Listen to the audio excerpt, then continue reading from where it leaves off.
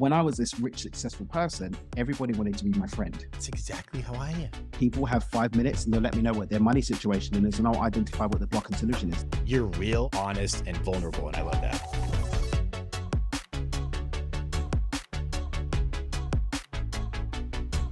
Hello, friends. Thanks for tuning in to another episode on the Success Factor. I'm the host, Trent Christensen.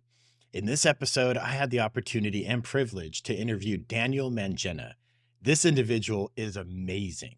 If you have never heard of him, go Google him right now and listen to one of his podcasts on Do It with Dan. He is a podcast host himself, best-selling author, international speaker, and a successful entrepreneur. He's been featured in Forbes. He's been on Fox, CNN, and CBS.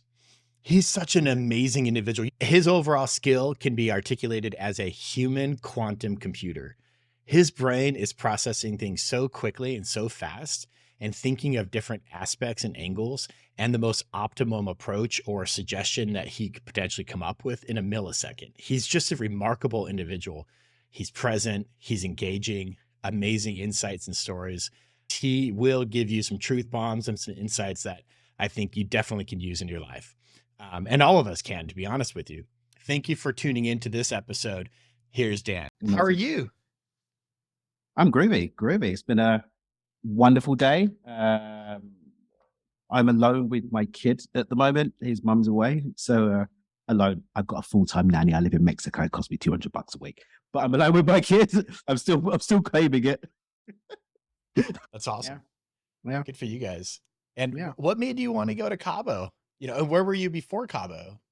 So I left the UK in May of 2018 and I was off just traveling. I was living out of a suitcase, a backpack and a suit carriage, going to different places. And I was in Florida teaching a workshop, and some friends were like, "Dear, you got to come and check out Cabo. We've got some cool places for you to come and do some workshops." She's actually one of my realtor friends, but she's got relationships with some of the communities. And they love to bring in guest speakers to do like little events for their community members.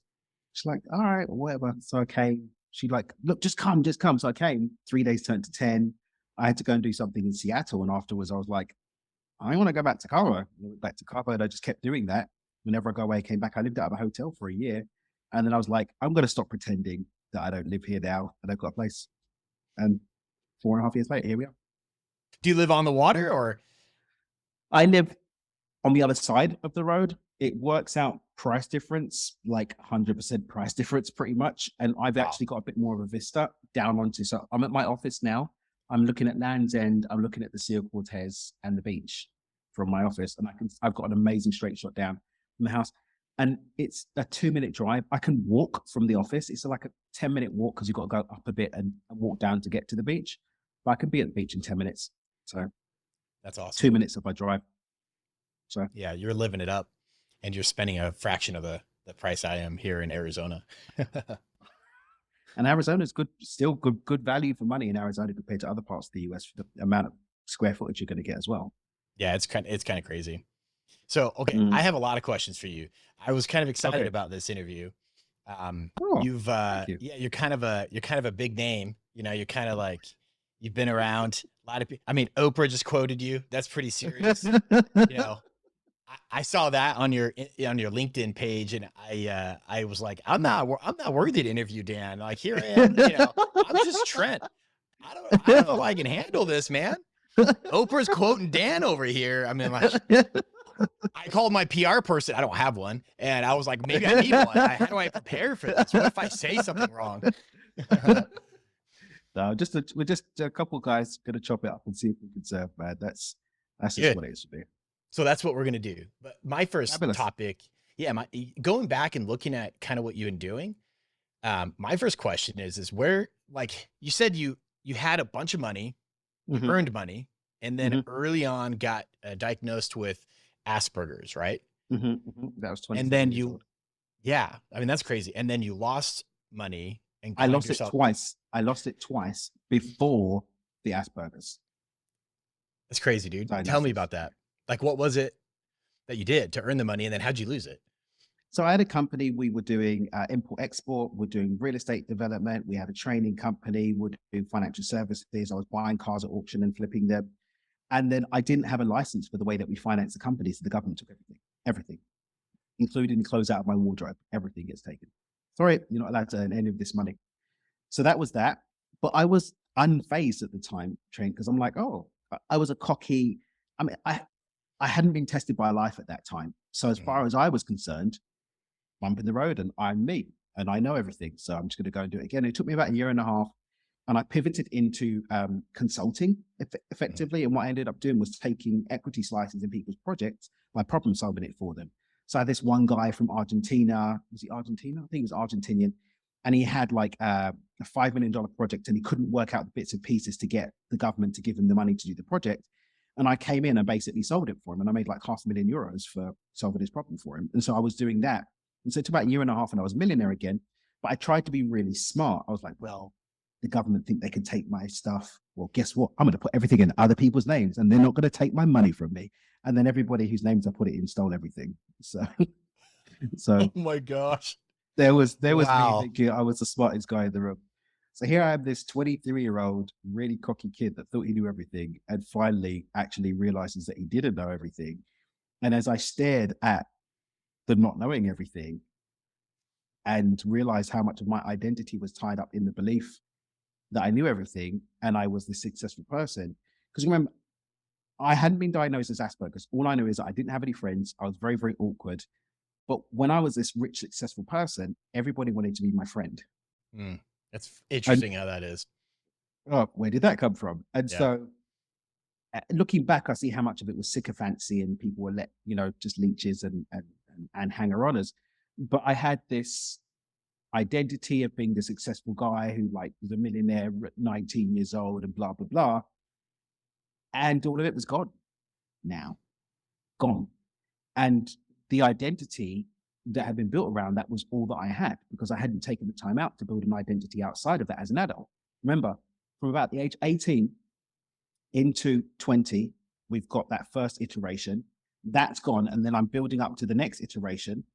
So that's what, 5-6 years of life that's tied up as an adult. So I had 1 year of university. I left that university after only doing 1 year to go and focus on the business that I built up. So I didn't even have like that cornerstone of growing up and adulting. I just sort of jumped into this adult world, had all this identity, and then it was gone overnight. And I literally just sat there and I was like, okay, well, I guess that's it then. There's nothing left to do. And the only reason why I didn't make a suicide attempt in the face of my commitment to that being the only outcome was because I was like, but hang on a minute. If I try and cut my wrists and it doesn't work out, I'm going to have cut marks on my wrist every day to remind me of what a loser I am. If I do hang myself and nobody does find me, someone's gonna have to cut me down, and I don't want to be, I don't want to impose on anyone.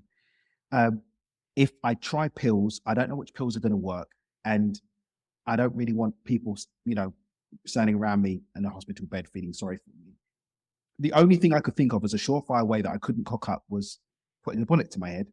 But I'm in the UK at this time. There's no gun. So there's no way that I can pull it off. And so I went off and I said to myself, okay, this is what we're going to do. We're going to de-loser ourselves and then we're going to make the suicide attempt and it's going to work. And I went off really committed to this mission of not being a loser anymore. And I was off on that road for a couple of years. And it wasn't until I want to say, so this is like 2008 now.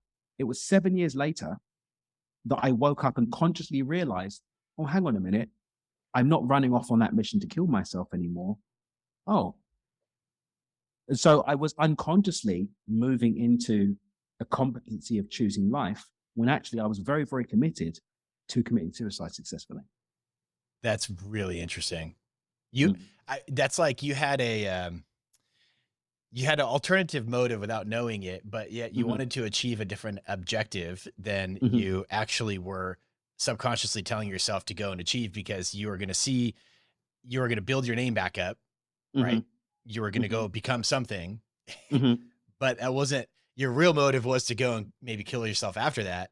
But yeah, you had this. It wasn't even building myself up. I'll tell you what it was. I literally dove into. I learned to transliterate Arabic. I learned to transliterate Hebrew. I went into every book that I'd read that had got me successfully before, and I started picking them apart. I started looking at these new books coming out. I started reading people's biographies and looking for the BS in them. The Secret came out at that time, and I was ripping it apart. And I was looking at the stories of who was in there and who's full of crap and who's the charlatan and who's not, and pulling it all apart. And that was what my obsession was. I was completely obsessed with understanding what I'd got, because it had worked up until a point. I mean, I was reading books like Think and Grow Rich and Psycho-Cybernetics as a 16, 17-year-old. I was a little bit precocious. And so I knew there was something to that material because it had got me somewhere, but something hadn't clicked because it had gone, and I needed to understand what it was. So I wasn't even trying to be famous. I wasn't trying to put myself out there. In fact, I was completely averse to having any kind of external influence. I didn't want people around me. I didn't want lots of friends. I didn't want any of that stuff. And this is one of the reasons why, even when I started to get the call to come and do the work I do now, around 2016, 2017, I'm like, but my life works now. The people I've got around me, I know they're good people. They're lovely humans, and everything's kind of fitting together. I didn't really want to bring people into that bubble. So no, T, it wasn't even about being a financial success again. I wanted to delusion myself in terms of my ability to actually create something that I want versus, the mess of a life that I ended up with. You are highly intelligent. I think everyone I know that has Asperger's is very intelligent. I mean, isn't it Elon Musk that has Asperger's too? High functioning Asperger's? Yeah. Did you know early on that you had something uniquely different about your cognitive abilities compared to other kids growing up? There were data points to suggest that that was probably the case. I mean, I taught myself to make computers at 13 years old and whatever. Yeah. But I very quickly got caught in the egoic side of that. Okay. Quite young. And that was one of the things that led to probably not getting the support that would have meant that I wouldn't have lost everything the first time around. Because if you just maybe asked for some help, it would have been okay. And so I've always kind of looked at it as there were gifts that were there. Yes. But you couldn't really benchmark yourself compared to other people then. You didn't quite identify it as, okay, that's unique. You just knew something was there. There was stuff that I did differently, and people would always say things or whatever, which contributed to the ego trip. Yeah. that first part of my life. But yeah, I was very focused on what I was going to do, which is an autistic trait, that you get fixated on something and go for it. And that's kind of what I ended up doing. There was always something that I was fixated on moving towards. Now, I said Asperger's, but you said autistic. Did I get it wrong? No, I am Asperger's. I've got Asperger's, but it's on the autistic spectrum. So it's a trait. It's a form of autism. Okay, that's true. Yeah. Because autistic has a lot of spectrums, and Asperger's is one subcomponent on that overall. Okay, got it. Yeah. It kind of shows how little I know about that overall. Mate, I'm still learning. I'm still learning. I'm still learning myself. Yeah. See, I had adult ADD, or I have adult ADD, and I had ADD when I was a kid. And the only thing I knew about myself was that I was easily distracted, but highly creative and can highly focus. Like if I had a vision to build a treehouse at age, I think I was 9, it wasn't just like a treehouse platform with walls. It was a 4-story with a drawbridge. It had a stove with fire bricks in the tree. It had that I could cook up there and with. It had carpet, and it had a drawbridge to my parents' I can hyper focus unlike anyone else, but I didn't quite know what it was when I was growing up. You know what I mean? So it's interesting. I just wanted to kind of compare notes, from that mental perspective. And my mate, Michael Whitehouse, has actually got a podcast called Neurodiversity Superpower. Yes. I'm recording a podcast with him. Oh, you know Michael Whitehouse? He's been on my podcast. Oh, well, he's got the Neurodiversity Superpower podcast. He just started. You should reach out and get on that. Yeah, I should. He actually asked me. Showcasing people. Yeah. I need to go and ask him. He's a super connector. He's the guy who knows a guy, man. He's the guy who knows a guy. He's the guy who knows a guy. Yeah. He's a stand-up guy, though. I really appreciate 100%. it. So, okay. Now you're fast forward, right? You're 23 plus, and you found out that you have Asperger's, and you want to go down the consulting route. How did you start that? What was it like then? Did you have clients already, or did you put a bunch of money into it, or did you just say, screw it, I'm just going to talk to people and see how I can help them and troubleshoot their problems? And how did you kind of get that going? People came to me and were ready to pay me £1,000 an hour to pick my brain. Wow. How do you do that? How did they know about you, and why were they willing to pay you so much? Relationship capital. People knew of this guy who had made money when he was really young and looked at things really differently. and I solved problems for people. Like they would Yeah. come, we could sit for an hour, they'd pose their problems, I come up with solutions, they'd walk away and able to go and execute those solutions. So the £1,000 was always well spent. And that's the way it always went. That's really cool. How do you Mm. come up with the solutions to the problems? Like, do I you just go and see them. research or does it hit you hard? I see them. No research. It just comes. Really? Mhm. Do you think there's any, is it all cognitive based upon your ability to reason and connect dots and put points together? Or do you think there's like spiritual realms there? I mean, we can go into the spiritual realms. I think there's some things we're not going to know until we know. And so I don't tend to consider things to be facts unless I can back it up with Mm. some kind of, evidence. And we're starting to peek into some corners of that realm and attach evidence to it. But I don't know if there's another dimension. I've not been there. I've seen what could be the dimension in meditation, Mhm. but I also could just have excess DMT in my body from breath work. Who the fudge knows? I don't. And so I like to say that there's a high probability that there's something else going on. I do enjoy exploring those purported realms from time to time, but can I say for certain that it is? I don't know. All I know is that when people come to me with problems, I can come up with solutions. Yeah. And so you leverage that ability by, Mhm. and you didn't, this is brilliant on your part. You didn't really need to go and put a bunch of capital out, but you Nope. offered equity, right? Stakes Mhm. in people's solutions or business ventures, Mhm. which is pretty smart on your part. Do you still do that today or has that shifted? Um, I didn't for many years. And then like there's a project, a real estate project that it's only because it's a friend of a friend. He was a friend of a Mhm. friend, and she's like, look, the amount of work it was going to take on that because there's problem solving, there's relationships, there's other things. He would have had to put, a couple of $100,000 on the table for me to even really support him with it. Um, but he offered me a 5% stake in the project. It's like $1 billion project. So I've been working on that, for example, for the last couple of years. That'll be a nice payday in the next 5 years or so. So I do that from time to time. Um, but you wouldn't see it advertised. Generally, I wouldn't advertise it, but I do from Yeah. time to time. Okay. What do you, I mean, do you enjoy doing that? Like, where is your Yeah. passion? I love that. Even in terms of my personal development company, right? I don't do most of the day-to-day coaching. Leah, Nathan, and the team do most of the day-to-day coaching. Even like the regular week-to-week group coaching, it's them that do it. But I'll do like VIP days. We're doing a money block session tomorrow at the point of recording this, where for an hour and a half or 2 hours, people have 5 minutes and they'll let me know what their money situation is, and I'll identify what the block and solution is. I'm going to do that for a couple of hours, and that's fun. It's like these little puzzles that I get to do. I couldn't do it every day. Wouldn't interest me to do it every day, but we do that, I don't know, once every month and a half, 2 months. The VIP days, I probably do a couple of those days a month, maybe. I'm not really interested in doing them all the time, but I keep enough breathing space between them. So it's still exciting when I do step up to go and do them. Yeah, I was just gonna say, I mean, do you ever get like cognitively exhausted? Like, do you ever sit down Mm. at the end of those days and go, "Wow, I need to turn my brain off and just, decompress"?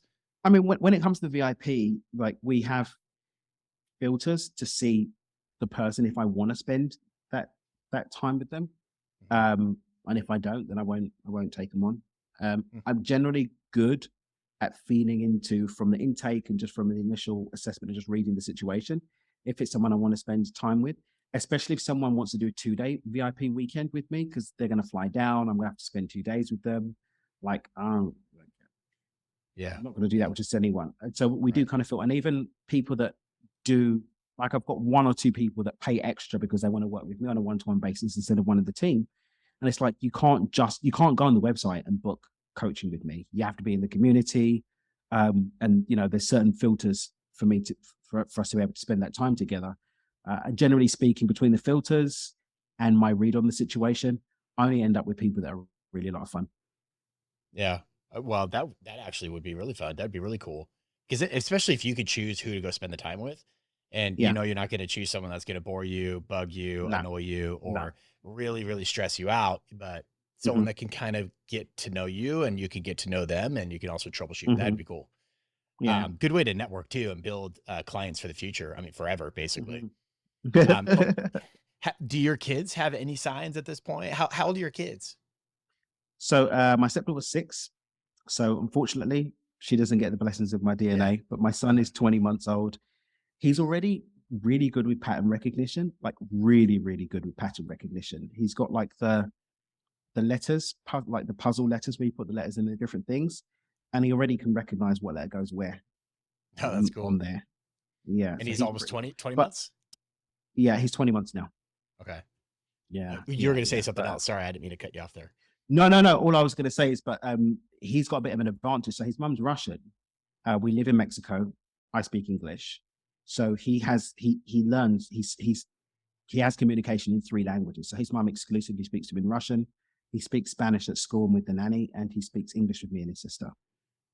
Wow. And He's so going to be apparently very, that very does smart. something. It does something to the wiring of the brain when they've got that many languages going on.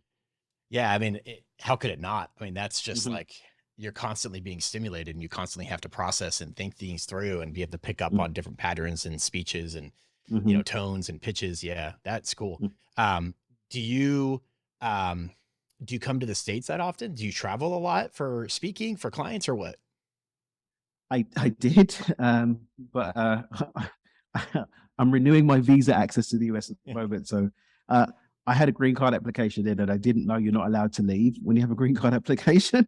And then COVID came, and I cancelled the green card application. And they're like, "No, you just because you cancelled it, sorry, you still can't come until you get another visa." But to get a tourist visa, it's a 500-day wait time for a tourist visa. But I've got another kind of visa that I am getting that I qualify for because of the speaking and some of the other Yeah. stuff that I do. So we're in the process of getting that sorted now. But I will be coming back to the US more. Which part in the US? Like, where do you like to go? Where do you prefer to go?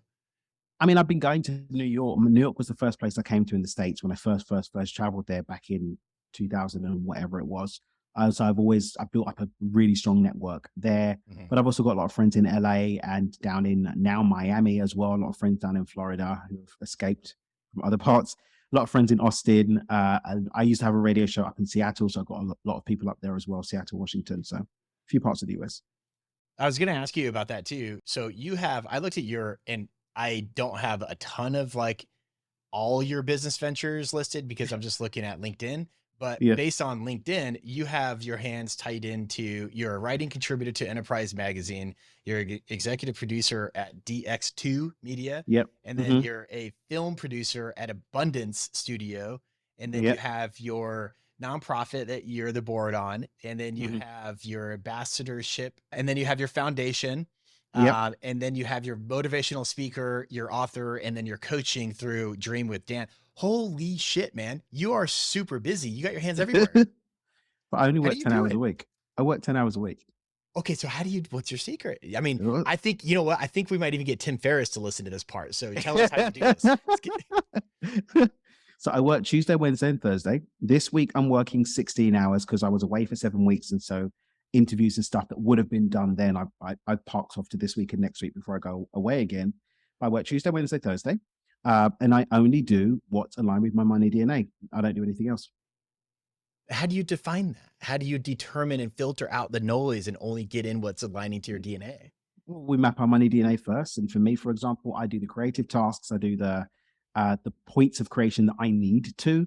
Anything at all that can be outsourced or bring on a team member to do, I do.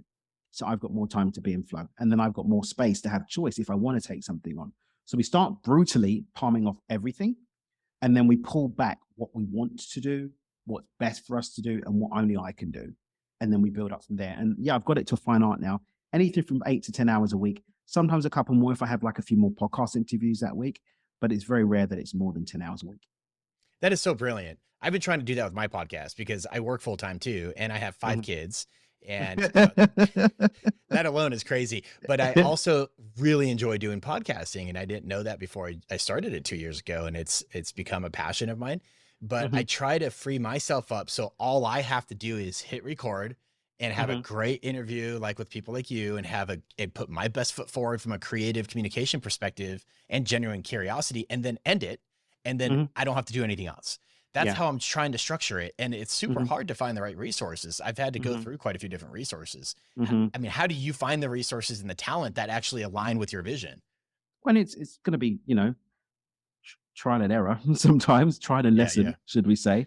But I mean, I don't even book calls. If someone wants to book a call with me, I don't even book the call. Like Amy books the call. Mm. And I don't even send out my link to book a call with me. I just reply, Amy, can you get that taken care of? I don't do it at all. Really? How did you know about this interview? Was it just on your schedule and you dialed in? Yep. Did It's she on my give you any schedule. prep, like any questions, any prep work or anything? I don't like prep work and questions. I want to be, even if people send it, I don't read it anyway. I want to just be in the moment. That's exactly how I am. I That's want to how be in I the am, moment. man. I want to be here, organic, having a real conversation, not some, oh, I've strategically presented myself, ready to answer your questions. Oh, wait, he missed question B. Like, I don't do that. Or I I want must to have a get real this. conversation. I got to get this question, and that leads to this plug for this company. Who, Oh, and God. there's like, screw that, man. God. People can feel it. And going back to, we're playing with the idea about there being other realms or whatever. What I know for sure is that people will feel you before they see you or hear you. Yeah, And when there's an ickiness in the field that you're presenting in that, then they're going to feel it. yeah, And I'm not interested in that. yeah. People can pick up on that, Yeah. and 100%. the younger generations especially can pick up on Mm-hmm. that. Like my kids are amazing; they can point out fakery a mile away. Mm-hmm. It's amazing how that works, Mm-hmm. especially the energy too. You can feel someone's energy and vibe right away Mm-hmm. because they're so used to looking at TikTok videos, right? They're evaluating someone and they're picking up their energy in like 15 15 seconds. seconds. Yeah. Am I interested? No. Yeah. Swipe Nope. left, swipe Move on. right. Yeah. It's crazy. So Mm-hmm. and not everyone has your skills and your abilities, right? Mm-hmm. Not everyone's blessed to be, cognitively as in tune as you are, having Asperger's, but a lot of people would like to get to a point where they're optimizing their life, they're Mm-hmm. aligning their ambitions and dreams with their DNA, and they're putting Mm-hmm. their best foot forward. And what is Mm-hmm. your approach with your clients or anyone you talk to on how to help them get that align with that? Well, first of all, it's getting clear on what it is for you. What it How do is you for you. determine that? Well, we take people through a process called the Ideal Life Blueprint that we take people through, but just getting beyond the egoic concepts of what that has to be, beyond the cultural and the story projects of the story, insights about what it has to be, just really getting to the heart of what it is deep in your freaking soul. What is it that you really want to be? What do you want to create? What do you want to bring into the world? Nothing? Okay. How does it feel? Can you accept that you don't have anything to bring into the world? Maybe you just want to chill on the beach all day, and that's okay. But can you be at peace with what's on the other side of that question too? Because a lot of people, they do know what they're here to do. They do know what they desire, but then they allow other people's judgments, maybe their own judgment of themselves, expectations of what it was supposed to be or how it was supposed to look, to impede them actually showing up and just having that as their experience. You know what I'm talking about? Oh, totally. I could Mm. personally relate, but I've also seen that in a lot of other people I know too. Mm-hmm. I think a lot of times we're too busy people pleasing. Mm-hmm. We're 100%. we're not saying no enough. We're trying to Mm-hmm. take on everything and please everyone, Great. but at the cost of pleasing yourself and Mm-hmm. figuring out who you are and what your, God-given skills and abilities and what your uniqueness offers this world. Mm-hmm. It's hard to really pick up on that when you're too busy doing whatever someone else wants you to do. Either it's a boss, a company, an industry, an organization, spouse, whatever. And so you Mm-hmm. lose sight of evaluating and feeling your own self out, appreciating Mm-hmm. it, and putting those energies to something that you're passionate and skilled at. Agreed. Agreed. And it's sad. And it's sad that so many people are having that experience and thinking that that's what it has to be. Yeah. And it doesn't have to be that at all. No, it doesn't. It doesn't. Mm. Because there's always going to be someone that tells you to do something. Yeah. Makes a suggestion, tells you you're not Mm-hmm. good at it, tells you. And I had this conversation yesterday with the guest, and a lot of times, even in your adolescence, even when you're a kid, you're being told by your Mm-hmm. parents or friends that you shouldn't do this. Don't go down that path. You're not going to do good at it. Mm-hmm. And they don't empower you to create an experiment, which I think Mm-hmm. we need to experiment and create and come up with some options and tinker and figure out what works and what doesn't work on our own sometimes. Mm-hmm. And I mean, for me personally, if someone just tells me no, I don't really take it on board. If someone's giving me counsel, then that counsel should include an alternative. And if your counsel doesn't include an alternative, then I don't really have anything. I don't really have any I don't want to say I don't have any respect for it, but I don't have any respect for it. And so for me, one of my mentors, Greg, always says, seek counsel and not opinions. Counsel is someone who's been where you want to go or has gotten people to where you want to go, and knows the path there. That's counsel. Opinions are people that don't know what they're talking about. So I don't listen to any no's, certainly not no's from people who just got opinions. But with counsel, I'm seeking an alternative. And if somebody does say no, I'll at least, and it's counsel, then I'll say, okay, what do you suggest as an alternative for me to explore? Do you have any insights as to where I might go as an alternative? And if they don't have anything to say on the back of that question, then I don't have any time for it. Do you just eliminate them right then and there? Not from my life in general, but in terms of what they've had to say, it's like, yeah, pinch of salt or a bag of salt. Bag of salt. That's a good phrase. Yeah. Okay. But you make that decision real time based upon how they counsel you or advise you or tell you no, or got it. Yeah, I do not give any mental space. And, talk about saving time and all. Giving mental space is something that's not moving you forward. Yeah. If it's not moving me forward, if it's not aligned with my values. And again, I mean, our ideal life blueprint brings us down to 5 keywords that we want to run our life by. So for me, it's freedom, love, expansion, meaning, and pride. Freedom, love, expansion, meaning, and pride. So if something's not contributing to me experiencing any of those 5 words or emotions that correlate to those words, I'm not interested. That's all I am interested in. If there's anything that impedes any of these in any way, shape, or form, it immediately gets ruthlessly cut from my life, no matter who it is, what it is, or where it is. Even social media? Even social media. That's a big problem today, man. A lot of kids can't even shake that. A lot of people, generally, all ages, have a hard time. Here's the thing, social media, there'll be suggested posts and suggested accounts, but you create your own feed. That's a good point. Facebook, do you know how many people's posts I don't see? Because I've unfollowed most people on Facebook. People wonder why I don't like their posts because I don't see your post, mate, because you're unfollowed. We're still friends. We're connected. Doesn't mean that I have to let the energy of your nonsense into my life. Unfollowed. That's simple function. How do you maximize that from a flip side perspective as you try to get your content and your, brand and reputation out there positively for people to consider for hiring or engaging you? How do you go and try to get past all those, concepts of just people unfollowing you? How do you maximize that? If they unfollow me, they unfollow me. It's not my problem. My life doesn't change. Your life doesn't change. Oh, wow. Your life doesn't change. Okay. That's it. Who handles your social media? I get it. I've got a full team. Really? Yeah. Do you even look at it at all? Do you even have it on your phone? Some, but not others. I mean, because I use Instagram to do like lives and stuff, I go live on Instagram, but there's no notifications. I don't use Facebook Messenger. People are always trying to get them. They think you can just send me a message on Facebook Messenger. No, I go on Facebook Messenger when I have to send somebody a message, and then I will go back to look at that message. I don't know how many unread messages in my Facebook Messenger. I don't do it. If you were supposed to have contact with me, you probably have my number. And if you don't have my number or my email, then there's nothing for us really to talk about. Interesting. I like that approach. It is a negative thing that I think a lot of people need to cut out of their life because it does promote a lot of illusions of perfection or negativity. I mean, you can go to the website and go on the contact form and it'll be filtered by 2 or 3 different people before it gets to me. If it needs to get to me, and if it doesn't, it doesn't. Think how much time that you spend just going through messages. A lot. Even with filters, I get over 100 pieces of incoming contact a day. Even with filters.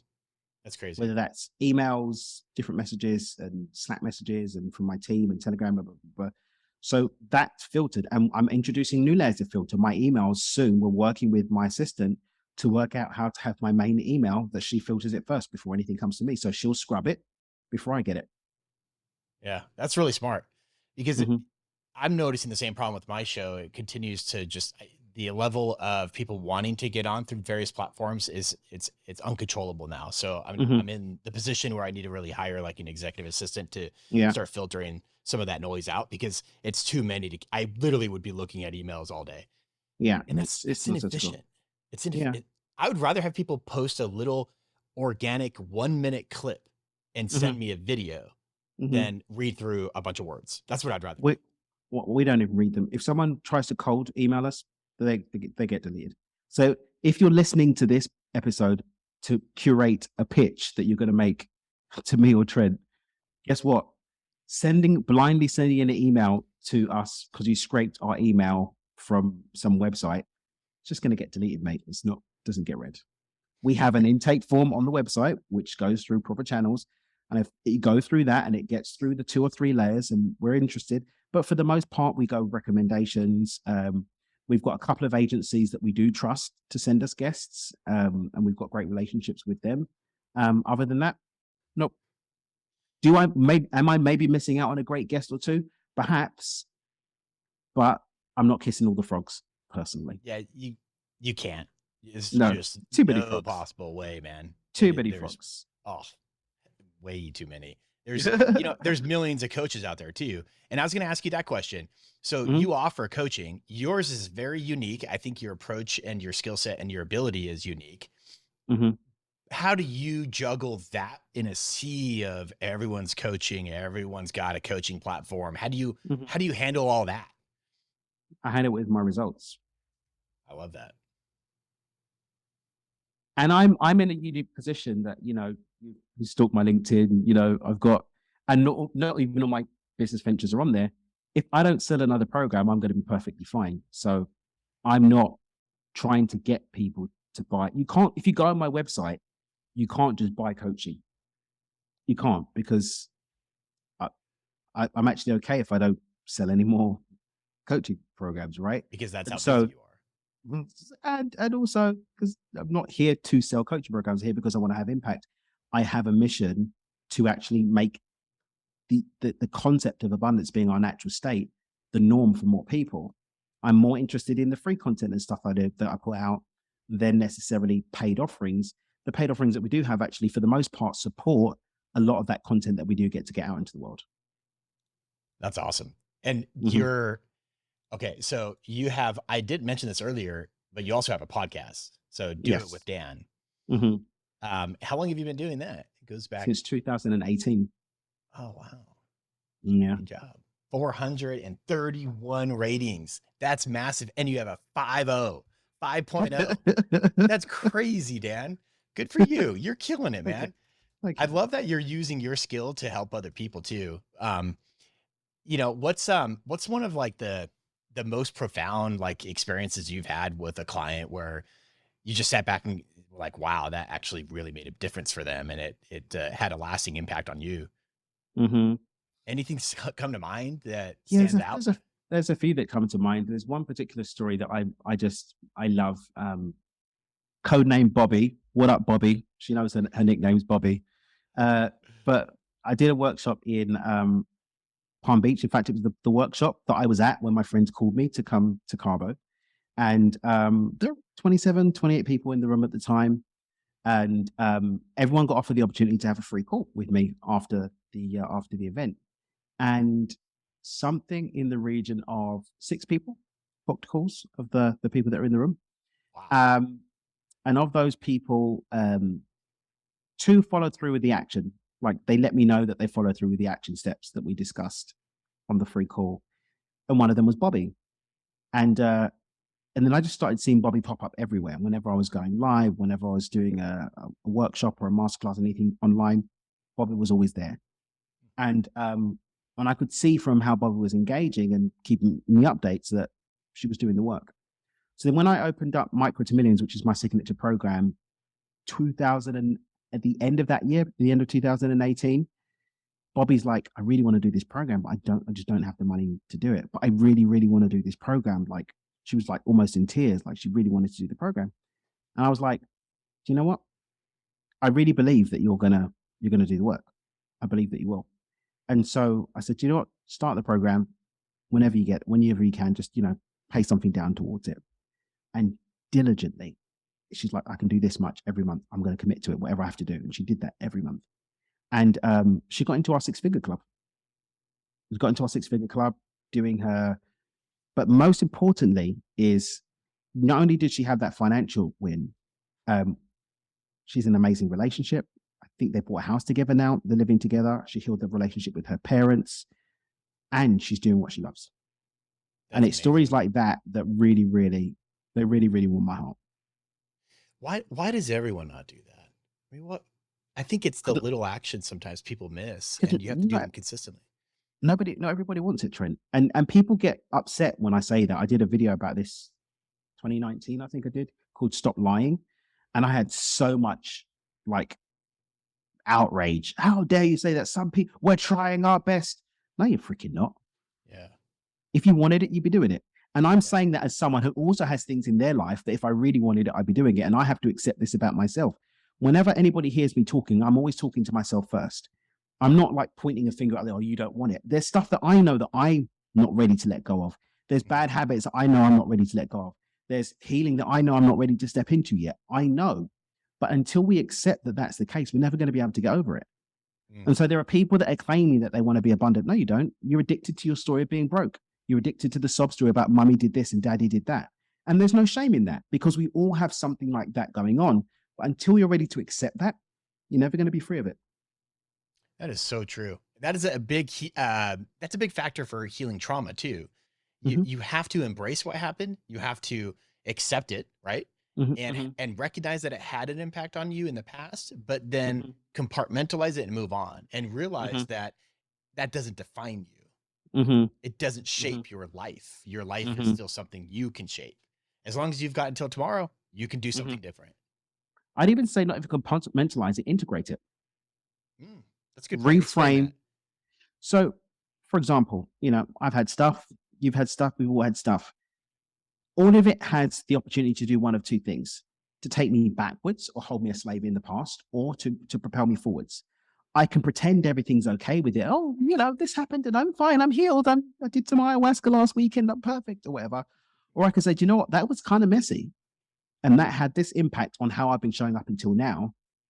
But I can take this from it, the strength that I gained from it, the resilience that I've developed as a result, the capacity to know that I can go through such a dark time and come out on the other side. I can integrate those benefits and reframe my emotional relationship to that experience. So it's not something I've swept under the carpet. It's something I accept, but I accept it in the light of what it is, something that happened that I can take something from, even the painful aspects of it.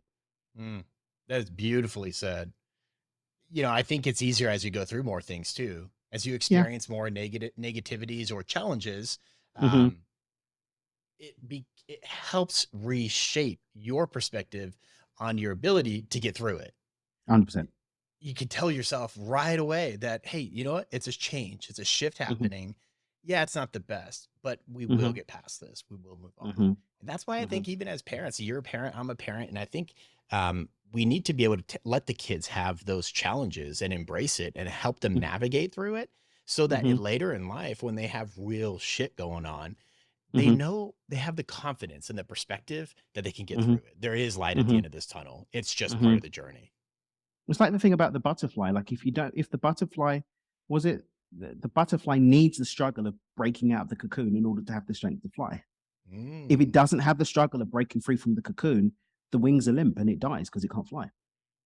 So if you help a butterfly breaking out of the cocoon, you're actually killing it. You need to let it break free. I've never even heard that before. Yeah, real science. It could be bollocks that I saw on Instagram, but I like the sound of it. So I'm going to claim that it's real science. Because there is a lot of bollocks on Instagram. Einstein didn't fucking say that, mate. Calm down. He didn't say that. Piss off. Einstein's quotes have somehow increased 4,000% in the last 50 years. It's crazy. Yeah. Einstein's turning in his grave. He's looking down from heaven. What does they say? I did not say this. That's pretty funny.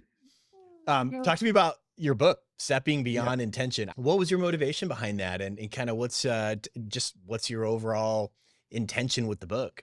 Oh God. So Stepping Beyond Intention took me 9 years to write. Wow. So my first book is a book called From Time to Time, and it's actually my book on time mastery. So in terms of how I structure my time and get the most out of time, that's what that book's all about. And the reason why I wrote that book here is because I found myself really making a big deal out of writing the book. And so I said, you know what? I've just got to write a book and get it done. Because if I keep having this whole big book thing, I'm not gonna do it. And so I sat down and I said to myself, what can I write a book about in 30 days? 30 days deadline. I've got to write a book and get it out. So I did the thing about the time mastery. But stepping beyond intention was, so I mentioned that I woke up one day and I was like, oh my God, like, I don't want to kill myself today. What's going Oh on? yeah. I'm so sorry. We need to go back to that. I'm glad you brought that back up. Keep Yeah. going. But this is where it all ties in here. Okay. And so, yeah, I just got back from a trip to Thailand with my cousin, Manners. What up, cuz? We went to Thailand. My business was doing really well at the time. I'd gone away for 2 weeks. I took one phone call. The business was systemized, very A. I made money while I was away. Everything's amazing. Had amazing time. Met amazing people. And I was happy. And I actually sat back and I was looking at my house. I had a beautiful home in North London. I was like, I've got a good life. I actually have a good life. I've got good friends. I've got great relationships with my family. I was in good shape, working out. I was doing jiu-jitsu at the time. Um, you know, everything was really, really, really good. And I realized at that point, that's when it really hit home that I actually had succeeded in what I hadn't really sought out to do, which is to rebuild my life using the principles that hadn't really worked out before in a sustainable way. Because by then, I'd managed to maintain success for about 3 years straight of high level success. There'd been a trajectory upwards, and so I sat down and I started looking at what I'd sought to write before. So back in 2009, as I was going through and doing all of the research into delosering myself, I'd been making a lot of notes and I'd seen certain threads and it was all there. And then about 2010, I thought about writing a memoir. And then I realized what I was really trying to do is to explain myself because I needed to be loved and accepted. And so I shelved that because I didn't really, or the book was called Not That You Care, but it's like, come on, mate, you're begging for it there. You know, you need some validation. So I stopped that and I started putting all these pieces together. And I realized that there were 4 distinct phases that I had moved through in order to get to that point. And that was accepting responsibility, which I'd done accidentally at the beginning when I said, if I don't sort this out, nobody else can help me have my successful suicide except for me. Then there was clearing, which was really focusing on the power of now, which was a book that really, I think, really did some magic to help unwind some of that darkness that I'd fallen into. But I also didn't understand it. Like, I need structure. Asperger brain needs structure. And the power of now is just be in the present moment. Yeah, but how do you get into the present moment? And so I started looking into that and exploring that. And I had a lot of notes around that whole thing of accessing the power of now from the time I spent in that and other books of a similar ilk. And then gratitude and the reframing of gratitude is something that really had come up a lot on my journey as well. And then the 4th step kind of came in over time, listen, which was really about feedback, number 1, at one level. Number 2, compassion, self-compassion. And those ideas became the Beyond Intention paradigm. And the Beyond Intention paradigm evolved fully into the book Stepping Beyond Intention, where I go through that 4-step process, share the stories that kind of had happened on my journey to get to the point of writing the book and bringing that paradigm together and sharing how to apply it into our lives to consciously create the life that we love. That's incredible. We've got a bit more traction on that one because I got a book deal earlier this year. We're republishing Stepping Beyond Intention at the moment. Okay. We're getting ready to do that under Simon & Schuster's imprint. So we're doing that. That's actually really great. Yeah, we're looking at January, I think, for the release date, the re-release date for that. So they've just gutted it. So I had to watch them gut my baby and make it a professional book or whatever. And we're just updating like the resources and some of the context of the book or whatever, put a new cover on, a new subtitle. So are you going to read it or do Audible? Yeah, I'm going to, so the Audible on this one, I had an actor do it, but I'm going to do the Audible for this one. Yeah, that'd be good. Yeah. Yeah. You have good articulation, energy about yourself. And I think that would help you out a lot, especially people love hearing the author, their voice. Yeah. I'm going to make that connection with the audience for sure with the new one. So then back to your suicidation thought, like when you were in that dark phase and you had some of those thoughts. And I think that's very common. A lot of people come up with similar thoughts at some point in their life. We're like, oh my gosh, maybe I should just end this. I'm super depressed. This isn't working out. What if I did this and failed? What would that look like? What would this? And that you kind of rationalize going through all the possible scenarios to a point where you're like, maybe that's just not a good idea, And then something happens that usually derails that thought process. And then before you know it, months, years or whatever later, you're like, oh, wow, I guess I don't really think about that anymore. For Hmm. you, was it the point in time when you sat back, after going on your trip and thinking about your home in London, was that kind of your time where you're like, yeah, this is good. I'm going to keep rolling with this. I wish it was that case, but the black dogs haven't gone away, Trent. They still come back sometimes. The Okay. difference is I'm resourced to deal with it. Okay. Talk to me about that. How do you handle Yeah. that? I mean, the thing is that in the book Stepping Beyond Intention, I told a story from 2017 where I had a really, really badly depressive day. And the girl I was with at the time had gone to work in the morning, and I'd committed to making sure that I was out of bed before she got back, so she wouldn't see that it was a really, really rough day. But I now know the same tools that I share with people. I went into my clearing toolkit. So, well, I know that I can definitely get to the shower. I can get to the Mm. shower. All I'm going to do is get to the shower. And so I changed my breathing. I sat up. I got my feet on the floor, and I did some more breathing again. And all I was trying to do is get to the shower. And I got to the shower. All I need to do is put some clothes on. That's all. That's all I'm asking myself, just to put some clothes on. And I got some clothes on. All I'm going to do is get out into the garden and get some fresh air. That's all I'm going to do. And I did that. And some days you'll get to the shower and you'll go back to bed.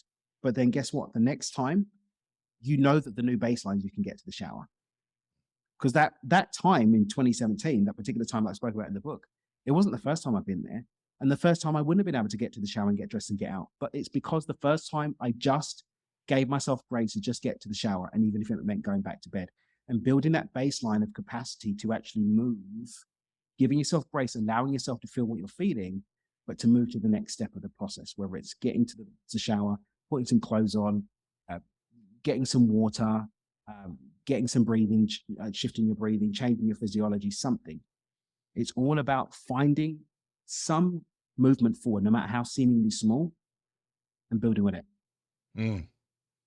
That's beautiful because, it's simple, but effective. Hmm. And I can totally relate in a lot of areas in my life, a lot of different times in the past. And there's times where I have a great interview lined up and I look at the schedule and I'm like, I I don't can't want to do do it. anything today. I don't Yeah. want to do anything. No one even cares if I do it or not. No one listens, whatever. All these thoughts Hmm. go through your head. Like Hmm. I suck at this and you become your worst like enemy. Yeah. And it Hmm. goes through your head to the point where you're like, holy shit, why the hell am I even doing any of this? Like, why don't Hmm. I just disappear? And you're right. Sometimes it's just taking those little simple steps to make momentum, to make Hmm. movement, do Hmm. something different than sit in that room and stare at that wall and have those thoughts all day. Hmm. Hmm. And Hmm. it's effective because it hits everyone at at different Everybody. times. And this is again step 4 of beyond intention as a paradigm. Listen, is recognizing we're all human. You're not going to be switched on every day. Mhm. Nobody's happy every day. None of these gurus that you see flying around have got it all worked out. None of us have got it worked out. We're all just Right. trying to make sense of this shit. Yeah. All of us. No matter who tells you how perfect their life is, nobody has it worked out everywhere. We all have something that we're working on. And as long as that's the case, let's give ourselves grace to have that humanity and instead just feedback and just keep moving forward. Not I love moving that. forward pretending things aren't happening, not moving forward pretending everything's okay. Moving forward, acknowledging that we don't always want to move forward, acknowledging that we don't have it all sorted, acknowledging that it might still be painful, it might not be all okay, but still moving forward. That gives me chills, man. It's so powerful. We have to have that perspective in life. It Mm. reminds me, I was at a Imagine Dragons concert here in Phoenix, like probably maybe 3 months ago. I took my older kids there. And, in between some songs, Dan Reynolds gets up and he starts talking at the mic, which he usually does at a concert, right? He talks to the audience, before he gets into the next, bit. And he started talking about depression and suicidation. And he's like, look, many of you young kids out there, you're thinking about ending it. You're struggling. And he's like, look, you're just confused. It's normal to have those thoughts. Go do something you're passionate about. Do something for you. Mm. Talk to someone. Talk to Amazing. someone about it, but don't let that lead you to a lonely path without communicating to someone because you're Mm. just confused for the time being and you'll get past it. And it was so powerful. And it is people like that need to be more vocal about it. They need to Mm. let people know this is normal to have those thoughts Mhm. sometimes. You can get Mhm. through it. Life is Yeah, not all rosy and cherries on top. It's, you're going to have some up and downs. That's part of our journey. 100%. Yeah. That's cool, man. 100%. How do you do your public speaking? Do you prepare in any way? Do you just walk out there like you did with this interview and just roll? What do you do to prepare for those? It's a mix of the two. It depends on the remit. So, for Yeah. example, I was in New York.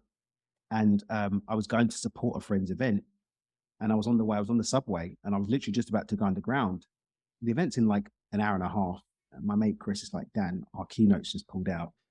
I know this is a lot to ask, but can you keynote this event in 90 minutes about resilience in the real estate industry?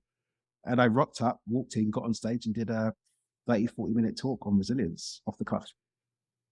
Wow. I worked out my bullet points on the way there, the 3 points I'm going to cover, and I went and did the thing. You are very skilled. No one could, I don't know anyone that can do that. I mean, if you know your stuff and you understand the concepts, I know the frameworks to present. I've got my intro, a story, bullet 1, point, story, point, explanation, and I'll do that 3 times, and then I'll wrap it up in a way that makes sense and ensure that I'm speaking from the heart and seeking to pour into the people in the audience. If you do that, it's going to be okay. How do you focus on energy? Like, do you focus on the people there, get a feel for their energy? Do you put out energy? What's your overall approach with like, from a above and beyond just the words, how do you put out and resonate with people from energy perspective? Be in integrity with what I'm saying and intentional in why I'm directing that energy to the people who are hearing the words. So in that particular instance, I wanted them to be poured into and to walk away expanded and really believing that they can bring resilience into how they do their real estate business. And so that's what I was in integrity to, and they felt it. How do you know that they feel it? What are some cues that you pick up on? I've still got people in my life from that event right now who come to my events, who read my books, who support my content, and who have given me other opportunities to speak to their audiences too. The guys who invited me there had me training their real estate team for 6 months. I was training their real estate team as a result of what happened that day. Wow. That's pretty cool, man. When opportunities knock, sometimes you can walk past the door and be scared, or you can open it and embrace it and see whatever journey comes your way. Exactly. I love it.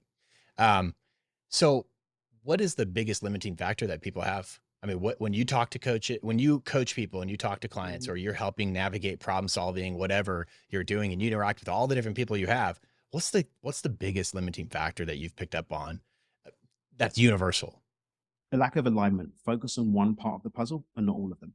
So a lot of the people who do end up coming to my world aren't completely flat. They're normally putting work in, but it's not going somewhere. Generally, they tend to be the people who get the most out of what I do. Either they're really hard worker, or they read a lot, they study a lot, they've really been working on their mindset, or they do a lot of spiritual or mindfulness work. And for some reason, it's still not coming together. And for me, it's because no one of those things can get you over the line. You need all of them. And so not having all of those things clicked into place is what I find is the number one reason why people aren't getting where they want to be. That's amazing. It's so true. People do get lost with the complexity, with the overwhelming amount of things that you have to do and solve for, that you forget to just focus one thing at a time. Solve this will lead to that. Yeah. No, as I say, so we get really clear on their vision, where they actually want to go based on what they want to do, the emotional energy space that needs to support that, the thoughts, the ideas, the mental narratives that need to support that, and the actions, habits, and behaviors that need to support that. And we go, all right, are you clear on your vision? Is it your vision? And we interrogate that. Okay, click. Do you know what emotions need to support that vision? And is your environment supporting it? Yes, click. No, heal. Do you know what stories, narratives, and mental chatter needs to support that? Is your mental chatter supporting it? Yes, then do it. No, then change it. Are your habits and behaviors in alignment with what you say you want to be? Are you showing up as a person you want to be, or are you still making excuses and being a little bitch about it? No, let's fix it. Yes, then we should be there by now. I think the accountability part would be very powerful too. Just you going through that with someone and then being that accountability person that they have to go and talk to is also very much needed. Because I mean, I've hired coaches before in the past, but in a lot of different aspects, business, personal, fitness. But it isn't until you go back to them and they ask you how you're doing on those goals you set, where it has a way to like get you to do them. Because you don't want to sit in front of someone and say, yeah, I didn't do a damn thing. Because then you're just like, I feel like an idiot. You know, no one wants to feel like an idiot. Precisely. So, Dan, this is awesome. Thank you. I appreciate it. Any other advice for my guests on overall, like achieving your dreams and visions? Yeah, don't take this shit so seriously. None of us are getting out of it alive. It's true. Right. Enjoy the ride, man. It's a game. It's got texture, it's got curves, it's got bumps in the road, but it's a game at the end of the day. Yeah. That's a good point. It's a good perspective. Where can people find you? You want to drop your website and all your stuff? Dreamwithdan.com. Everything's there. The podcast's there, the books, the book tab. My blog's on there. I've got a load of free resources. The free resource tab with a load of free resources. Go and check them out and see if there's something that will be of service to you. Yeah.